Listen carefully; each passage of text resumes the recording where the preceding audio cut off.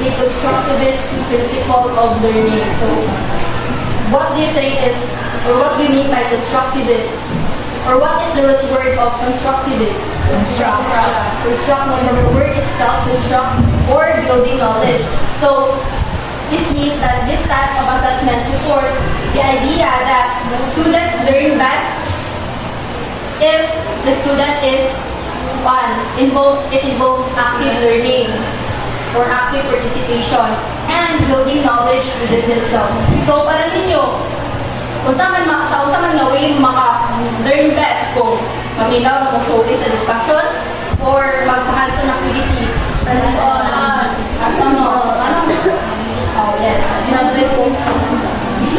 So, it allows the learners to use their schema or their partial knowledge and create their own knowledge at their own pace.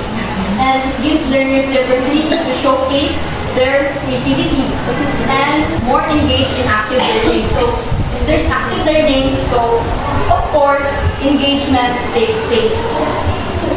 So next, I want to hear from this side. Performance assessment uses a variety of approaches to students' evaluation. First, student evaluation of expressing their learning increases the validity of students' evaluation. So, also performance assessments uses a variety of approaches or strategies to evaluate students' skills. So, it offers students a variety of ways to express their learning. So, have you tried before when you were junior high or senior high na kamo mismo gipapili o kung saan yung performance stats na button na based sa inyong skills? Ano ba yun? Wala? Okay. Yes, we were, I was grade 12.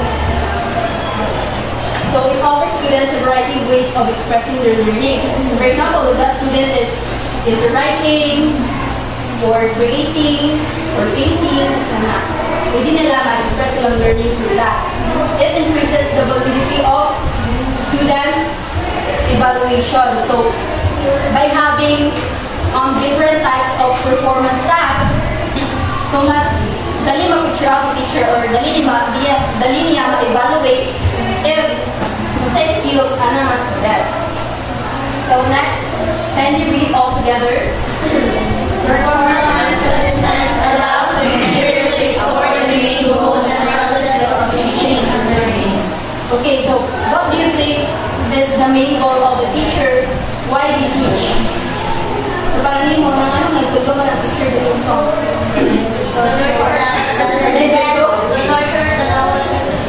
Yes, to nurture the knowledge and skills of the students. That's the main goal of the teacher. See.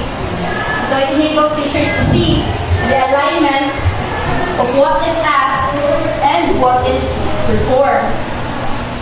So dapat si teacher, dito siya magatag o performance tasks na di align sa iyong subject matter. So for example, if you're history mo class niya magpa-assessment of sayaw, align mo siya dili. Or yun yun. Sayaw, pero sayaw ka o wellness. Lagi ka dyan lang. Sinauna rin yung sayaw. So it depends, dapat align. So, gives the teachers the opportunity to evaluate and reflect and revisit learning targets and curriculum to know if the learning target is aligned via sa performance status. So, we're done with the advantages of performance-based assessment. So, we will be discussing now the limitations of performance-based assessment. So first off is, can you read all together? Development of high-quality performance management process.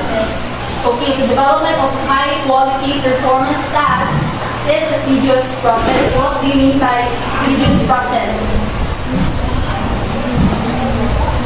Okay, so this means that slow pace, gradual, that leads to boring phases. So if high quality ang performance tasks na gayatan ng teacher, so it takes time, takes a lot of time para mag-work siya sa student. Just like the maglipay, di ba? Kinagatan yun. Has na time para mabuhat ng portrayal. Because it's high quality performance tasks. That's why teachers need to make sure that the learning targets can be harnessed in a single performance or product. This means that fitting all the learning targets into one performance task. So next is, can you read everyone? Performance assessment requires a considerable amount of time to administer. Okay, the same goes with number 1. Performance assessment requires a lot of time to administer. So most authentic task takes a number of days to complete. Days, weeks, or novel calculation months, just like sa PE, nagitagaan almost 2 months na mag-prepare para sa 4 dances. So, di siya lalim. And most of the time, performance assessments is administered to small groups of students, unlike traditional testing. So, unlike mga standardized tests na individual, so, ang performance assessment is mostly by groups yun na siya. So next, can you read Miss Juliet Sumia? When performance assessment takes a great deal of time to score. So, performance assessment takes a deal of time to score. So the more complex the process, or the more kanalisod siya, and the more time you can expect spent on scoring, because ang teachers is, kasi klase din sila mga rubrics. So there's performance criteria nga dapat i-follow mo na the more na lisod ang performance task, the more ko siya mag-google siya score. Next is, can you read everyone? Performance task scoring will have lower reliability. This resulted to inconsistency of scoring by teachers with the presentation differently. Okay, so performance task score, we have lower reliability, or this means that it is sometimes inconsistency and sometimes nag-invoke siya ng like personal biases or mga teacher biases. Nga na. So this resulted to inconsistency of scoring by teachers who interpret. So this resulted to inconsistency of scoring by teachers who interpret observation quite differently. And lastly, everyone,